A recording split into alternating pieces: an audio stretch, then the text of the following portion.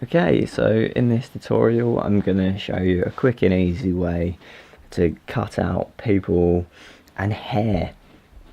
There's a lot of people struggle cutting out hair, and it could take a while if you were masking it manually.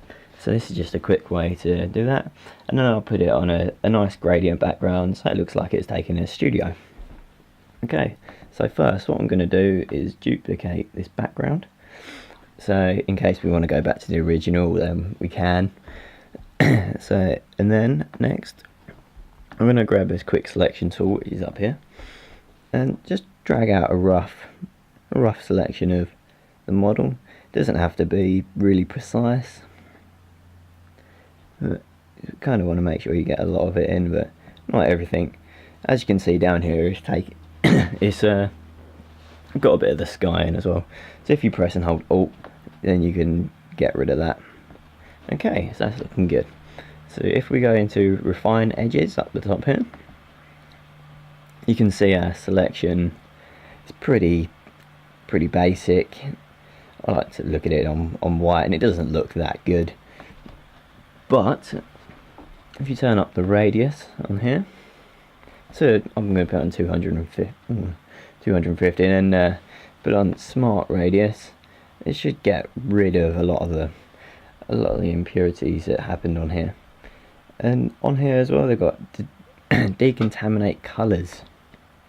That'll stop a lot of the colors from the original image coming across onto your selection.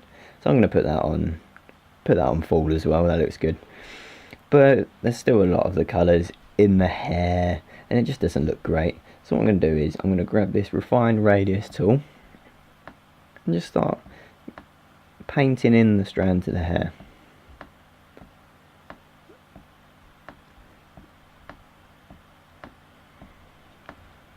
And as you can see, it gets the hair but not the background. I don't have a clue how it does that, but it works great.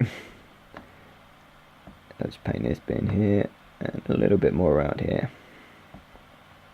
Okay, so as you can see, I'll put this on black and white again, and there's a new selection which is a lot better than what it was before. And if you want to, you can adjust the edges with your feather and a bit more contrast in the edges, but I think that's looking pretty good. So you want to make sure the output is to new layer and layer mask, and then press OK.